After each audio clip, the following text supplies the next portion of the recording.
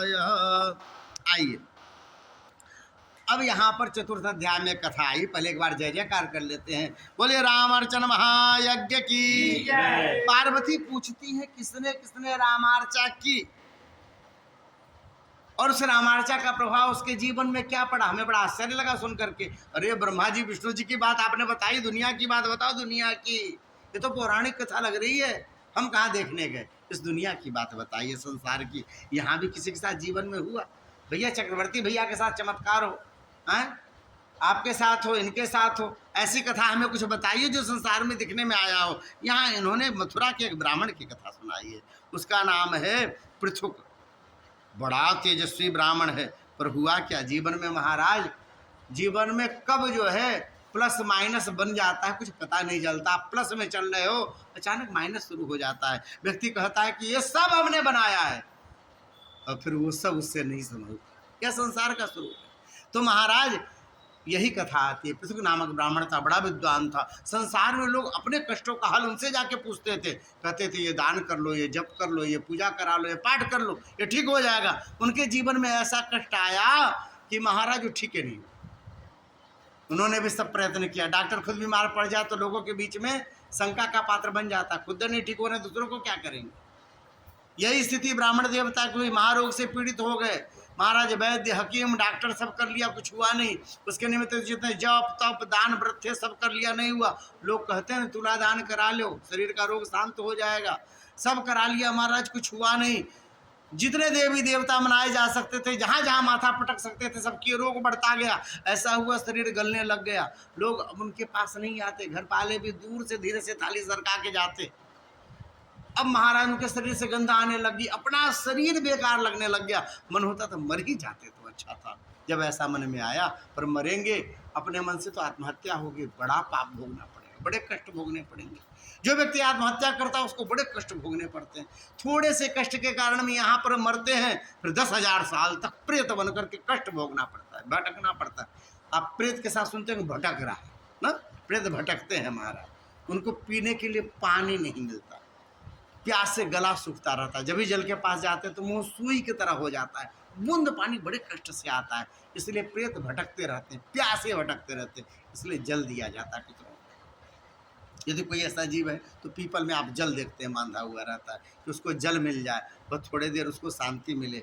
तो महाराज ऐसा विचार करके जंगल में गए थे मरने के लिए गए तो कोई उपाय नहीं, निरुपाय हो गए। पर महाराज होता क्या है कि जब जीवन में आपके कर्म साथ नहीं देते, आपकी व्यवस्था साथ नहीं देती, परिवार साथ नहीं देता, तब उस समय आपका धर्म प्रकट होता है। जब आपने कहीं भूले से किसी संत के चरण की धूल माथे पे लगा ली होगी, कभी भूले से भगवान का चरणामृत खा लिया होगा, कभी भूले से किसी संत के जूठन प्रसाद पा लिया होगा, वह प्रसाद वहाँ उठ के खड़ा होता है कि मैं तुम्हारा कल्याण करूंगा। जंगल में गए थे मरने के लिए, वहाँ कौन उपाय होता, वहाँ भालू शेर की प्रतीक्षा कर रहे थे। अचानक सामने से संत आते दिखाई। जब अद्रवहि दीन दयालु राघव संत, महाराज सामने देखा ऋषि को आते हुए। महाराज जब भी उनकी देखा है, आंखों से ब्राह्मण के आंसू निकलने लग गए। यहाँ पे संत मिले हैं मुझे, जाके चरणों में प्रणाम किया। नहीं मिलते महाराज। हमारे जीवन में धन हो जाए, हमारे जीवन में यश हो जाए, हमारे जीवन में रूप हो जाए, बल हो जाए, धीरे धीरे संत से हम दूर होने लग जाते हैं, अच्छे नहीं लगते, बुद्धि बिगड़ने लग जाती है। बहुतों को जानते हैं, धीरे धीरे महाराज अच्छा नहीं लगता, स्वरूप अच्छा नहीं लगता। ऐसे जीवों के साथ बैठने का मन करता है महाराज, जिनको अपने भी मालूम है कि इसका जीवन नरक में जा रहा है, पर नहीं मानता, अपना रूप नहीं मानता, अपना अहंकार, ये जो मद होता है ना, मद व्यक्ति का पतन कराने लगता है। ब्राह्मण को याद आया कि हम इतना मंत्र, इतना जप, इतना पूजा पाठ जानते थे, पर हम कभी अयोध्या में किसी संत के दर्शन नहीं गए जी, जीवन की तरह। हम किसी जनकपुर में कभी किसी संत के चरणों में जाकर के उनकी चरणामृत नहीं लिए, किसी संत की सेवा नहीं किया, पूरा जीवन बीता। ऐसा नहीं कि एक दो है महाराज, भरे पड़े। पूरा जीवन 70-80 साल का बीत जाता है, जो ठाकुर के चरणारविंद में नहीं आ पाते, इस महाराज दूधमती के स्नान में नहीं आ पाते हैं, वो भक्तों के साथ बैठ कर के कीर्तन में झाल नहीं बजा पाते, पूरा जीवन बीत जाता है कभी कभी। यहाँ ब्राह्मण की आंखों में आंसू आए, चरण पकड़े हैं। ऋचिक पूछते हैं, रो क्यों रहे हो ब्राह्मण देवता, बात क्या है? उन्होंने कहा कि क्या बताएं महाराज, हमारे जीवन में महारोग का आगमन हो गया है। महारोग? हाँ, जिसके कारण मैं मरने के लिए आया हूँ महाराज। इसके लिए कोई उपाय नहीं। आप बोलोगे ना कोई उपाय, मैंने सब कर लिया। आप कभी मथुरा में जाके पूछना, मेरा नाम चलता है महाराज, मैं बड़ा विद्वान हूँ, पर आज मेरे पास कोई उपाय नहीं, निरुपाय हो गया हूँ, इसलिए आंखों में आंसू हो रहे हैं। महाराज, पुरुष रोता हुआ अच्छा नहीं लगता। पूछा है, सब कर लिया? बोले हाँ। रामार्चा किया? नहीं, रामार्चा नहीं।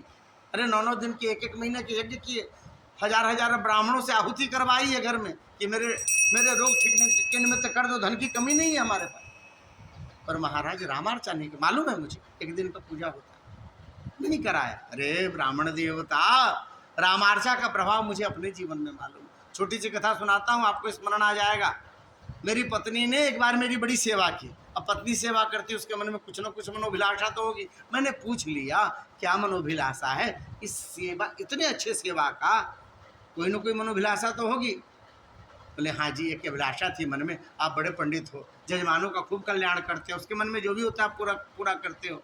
हमारे मायके में कोई लाला नहीं था जी, वंश चलाने वाला। आप कोई उपाय बतलाते तो बड़ा अच्छा था, हम अपने पिताजी को बतला देते। उन्होंने कहा मैं अपने पिताजी से पूछ के बताऊंगा। उन्होंने भृगु ऋषि से पूछा है। भृगु ऋषि ने कहा कह दो जाके रामार्चा कर ले, उनके यहाँ जो भी अभिलाषा है